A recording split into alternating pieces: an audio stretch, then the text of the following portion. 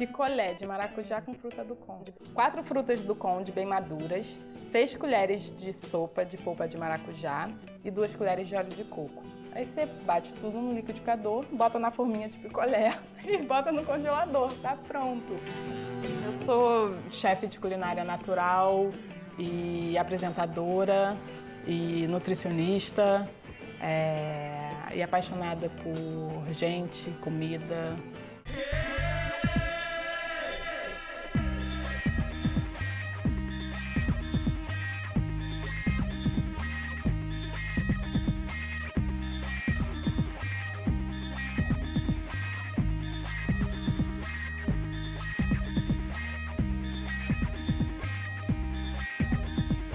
O espelho está no ar.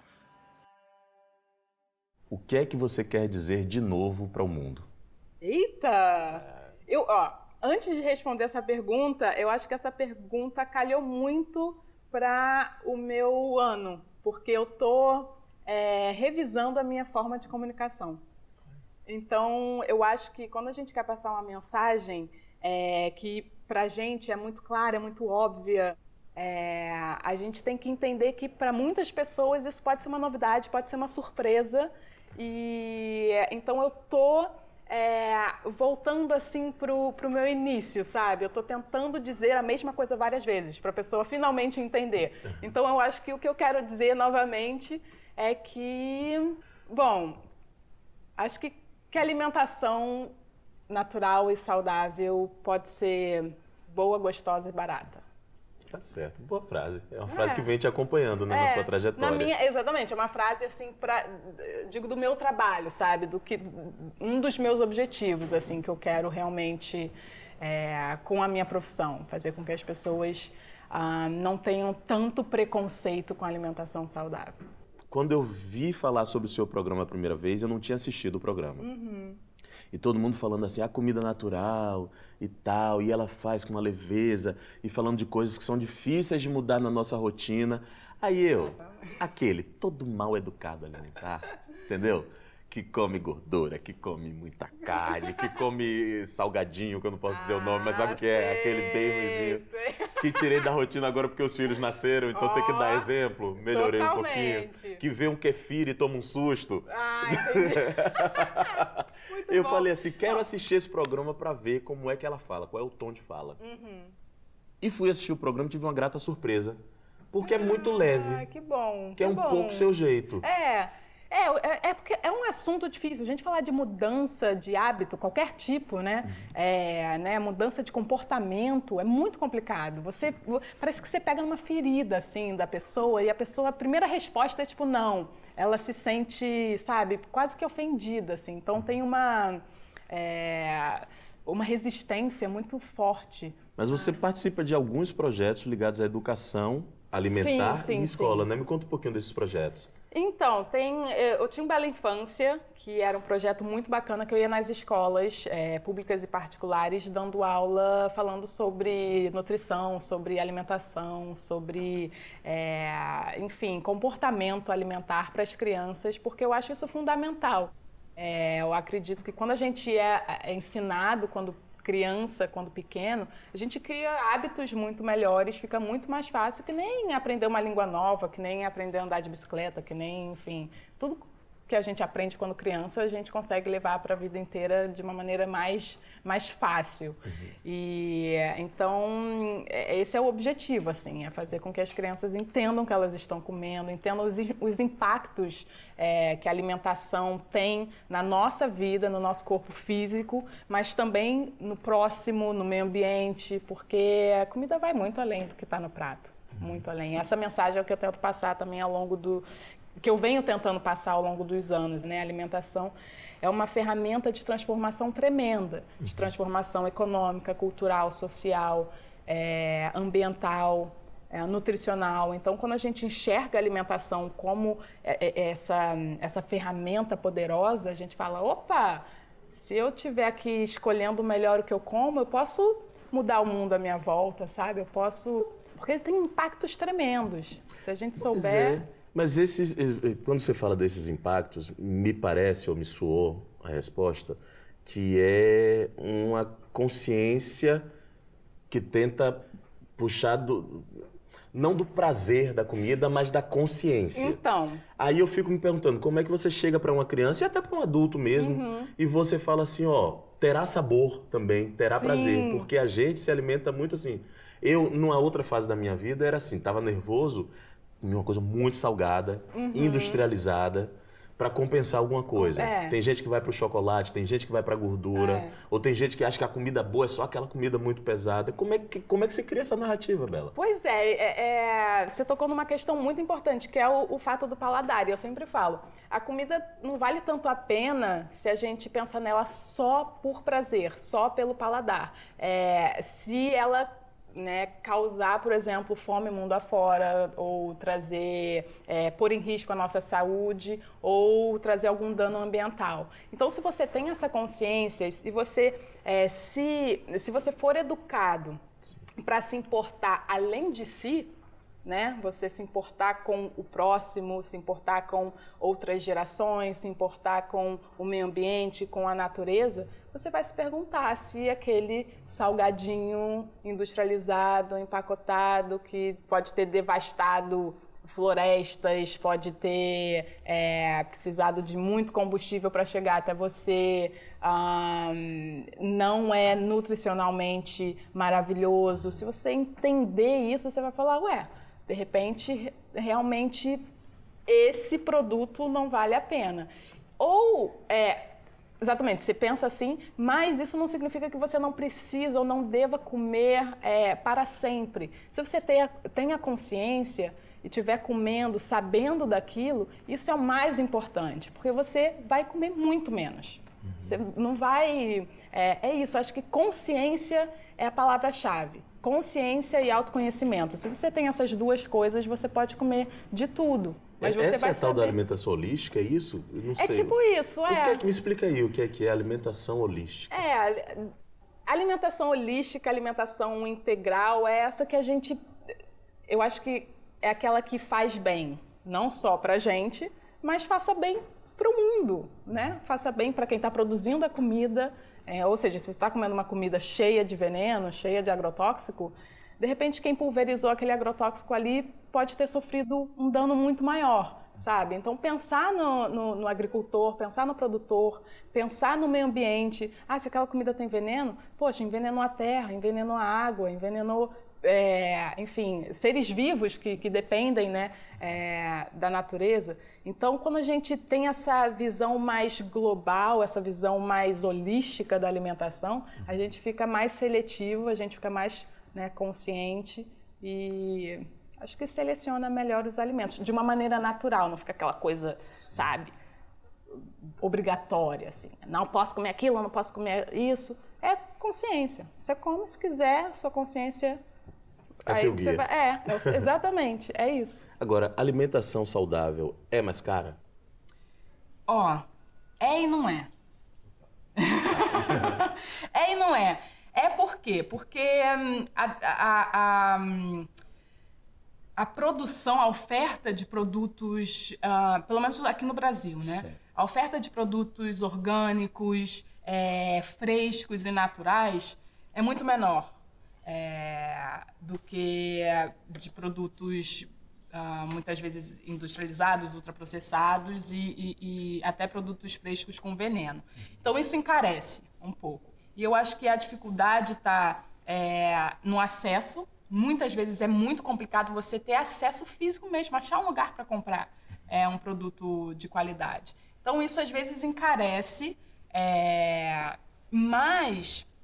Se a gente pensar só no fato de uma alimentação saudável ser baseada em comida de verdade, arroz, feijão, legumes, carne para quem quiser, pode ser mais barato. Pode ser mais barato e é mais barato você comprar 1 quilo de arroz, 1 quilo de feijão, legumes, fazer em casa. O prato de comida vai sair mais barato do que você comprar uma lasanha congelada, entende? Então tem esses dois lados. Eu acho que a comida de verdade ela é mais barata, com certeza, mas dentro da comida de verdade, se você quer produtos limpos, sem veneno, frescos, mais naturais, aí pode encarecer um pouco. Depende de onde você mora, depende de várias coisas. Quem planta, por exemplo, quem mora na roça, um pequeno agricultor, por exemplo, que normalmente são, não sei se você sabe, mas 70% da comida que chega no nosso prato vem da agricultura familiar, vem desses pequenos produtores. Esses pequenos produtores, eles têm comida boa, de verdade, por nada, assim, para ele é mais caro comprar um produto industrializado do que comer bem. Então depende de onde a gente está falando, de quem a gente está falando. Foi por isso que outro dia você estava falando sobre reforma agrária? Eu sou muito a favor da reforma agrária, porque assim, no Brasil, os pequenos produtores, eles possuem mais ou menos 30% das terras ocupadas e fornecem 70% da comida que chega no nosso prato. Já os latifúndios, né, as monoculturas, elas ocupam 70% do território agrícola e fornece 30% da comida que chega no nosso prato. Então, há aí uma grande, como posso dizer, tá um pouco descompensado, sabe? A gente consegue alimentar o Brasil e o mundo se a gente tiver uma boa reforma agrária, uma boa revolução no campo, porque não é só a distribuição de terra, mas é a distribuição de terra com a técnica de produzir produtos saudáveis, entendeu? E por isso que eu acredito muito na agroecologia, que é essa maneira mais natural mais harmônica, né, com a natureza, de se produzir comida.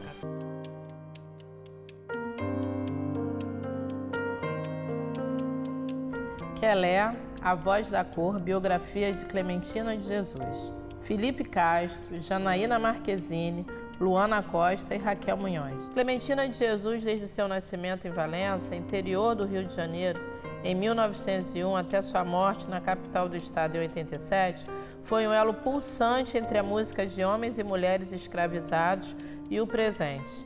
Quelé foi revelada aos palcos brasileiros em 1964, aos 63 anos de idade, no show O Menestrel.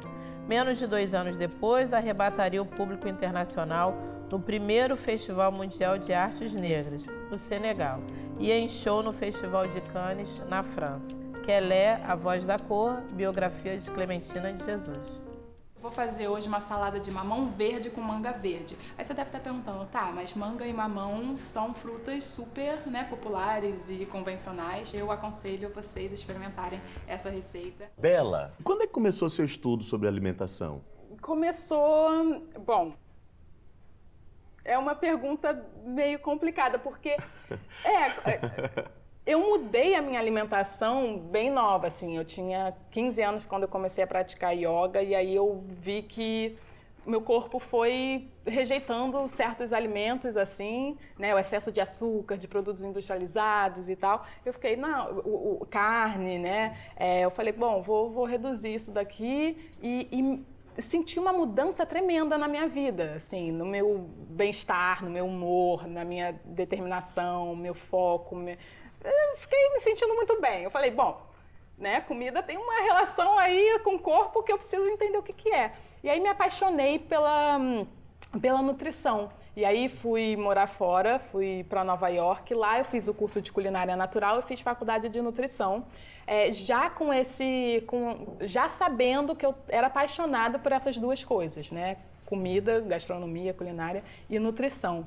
E aí, ao longo desses anos de estudo, além do que eu aprendia nos cursos, eu devorava livros e artigos então sempre gostei de ler sobre isso. Eu sempre gostei de ler não só sobre a comida em si, mas a relação comportamental do homem com a comida.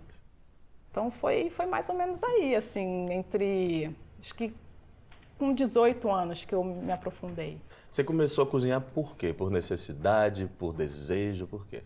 Mais por necessidade, porque foi quando eu comecei, quando eu fui morar fora, fui morar em Nova York e Nova York é um lugar que você vai e você tem duas portas abertas. A porta da comida totalmente junk ou o lado mais natureba. E aí eu vi que pra não gastar tanto dinheiro comendo bem, eu tinha que cozinhar. Então foi meio por necessidade. E eu achei isso muito bom porque deu para eu entender a importância que é a educação alimentar.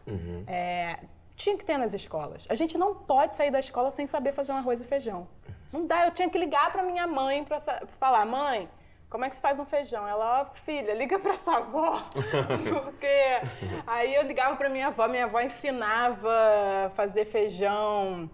E por que a gente não aprende? Por que a gente não sai da escola sabendo sobreviver? Será que não é também por causa do tamanho da indústria alimentar, que gera muito dinheiro, né? Com certeza. Gera muito dinheiro. E a gente fica dependente, né? Assim, eles querem que a gente fique dependente, né? Tanto da indústria alimentícia, que acaba causando problemas, né, muitas vezes físicos, como doenças e tal, e aí alimenta também a indústria farmacêutica. Então é um pacote... Um pacote bem fechadinho, bem fechadinho, né? Mas você está aí, inclusive, inventando receitas, né, o tempo todo. Você chegou aqui, eu vou mostrar, eu trouxe, a Diana trouxe, falou, viu uma jaca e falou, eu quero, vou levar.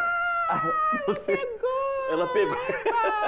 No jaca verde, eu sou apaixonada por jaca verde, eu uso tudo da jaca verde. Mas o que é que dá para usar da jaca aqui? Então, a única coisa que a gente não usa da jaca é essa... o talo. Não. É o talo e essa casca, porque os gominhos, quando ela tá verde, a gente desfia, fica uma muqueca de jaca verde, fica tipo uma muqueca de sirimolha, assim. Uma muqueca de jaca verde, Bela. Fica muito bom. Fica bom? Muito boa. Mas aí vai azeite também?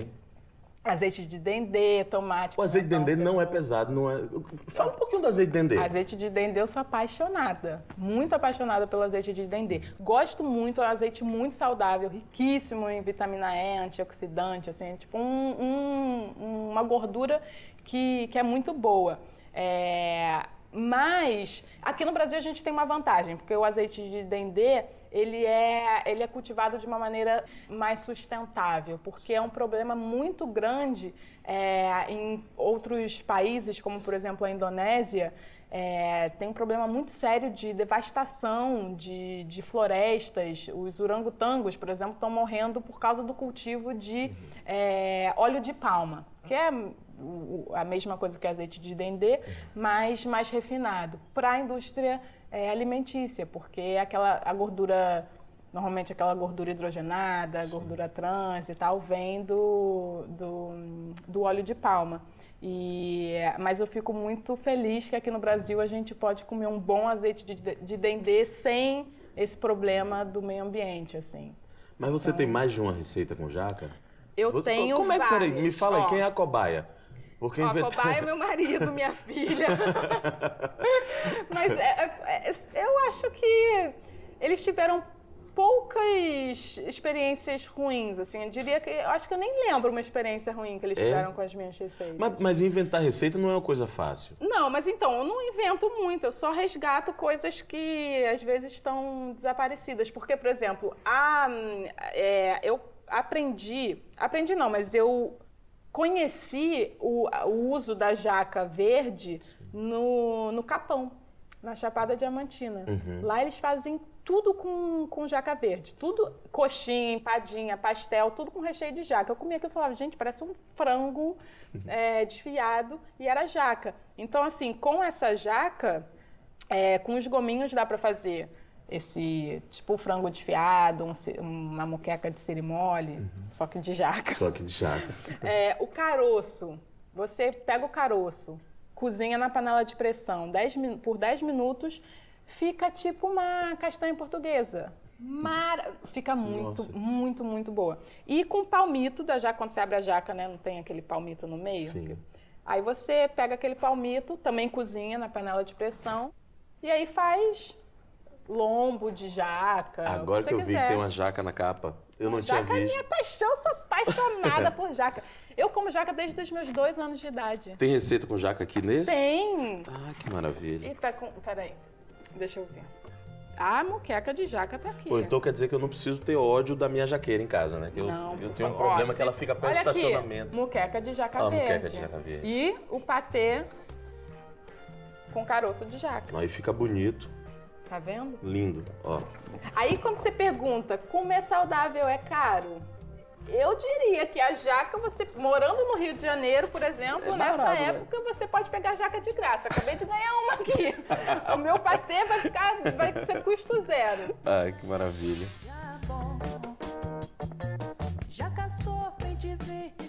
Aí, por outro lado, eu te faço um desafio agora, que é... Porque tem tanta gente ouvindo essa entrevista, eu fico pensando assim, onde é que a gente acessa informação de qualidade sobre alimentação saudável, sobre essa maneira de lidar com a saúde que você está falando e que nem sempre é tão acessível? Pois é. Onde a gente encontra essas informações? Então, isso é complicado, é difícil, não é fácil a gente acessar a informação, porque a informação mais acessível é aquela de massa, né? Que é assim, gordura saturada é o vilão da saúde. Mentira! O óleo de coco é maravilhoso, depende da quantidade que você come, depende de quem está consumindo. Então, assim, você ter esse senso crítico, para você ter esse senso crítico, né, você precisa de informação. Mas para acessar essas informações,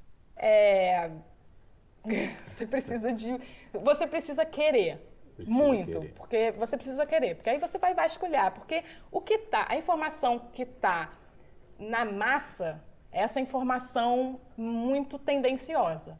E depois disso abre um caminho que você fala, muito obrigada por eu ter isso, assim, essa informação. E com isso, com esse tipo de informação, com esse conhecimento, você pode ter escolha. A alimentação, ela tem que ser democrática, né? A pessoa tem que poder escolher o que comer. Só que hoje no Brasil a gente tem gente que não consegue nem achar comida todos os dias, não tem uma segurança alimentar. Como é que você vai querer que a pessoa tenha opção, né, de escolha? Então, acho que a opção de escolha ela é muito importante. Ela só vem com acesso à informação, a conhecimento e, obviamente, o acesso físico a isso. Porque tem gente, por exemplo, a pessoa quer comer bem, mas ela não tem acesso a uma comida saudável, ela não tem condições de comprar uma comida saudável. Então, informação com acesso é fundamental para que a pessoa tenha a oportunidade de escolha. E qual é o seu próximo passo agora?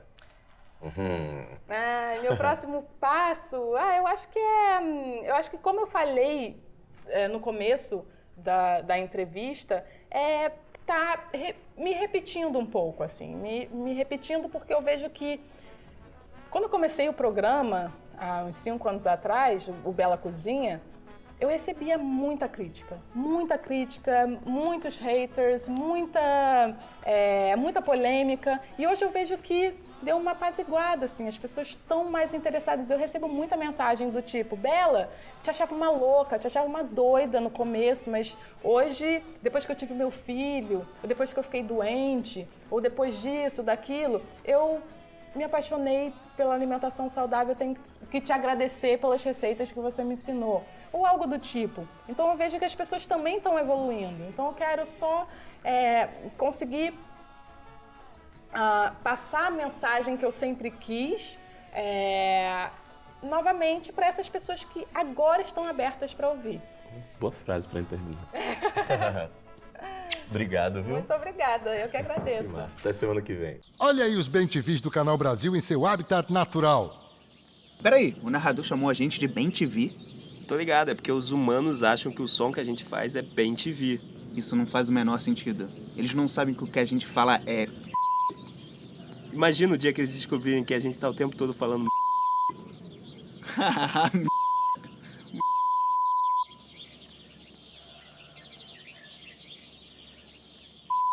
Tá, chega. Já deu.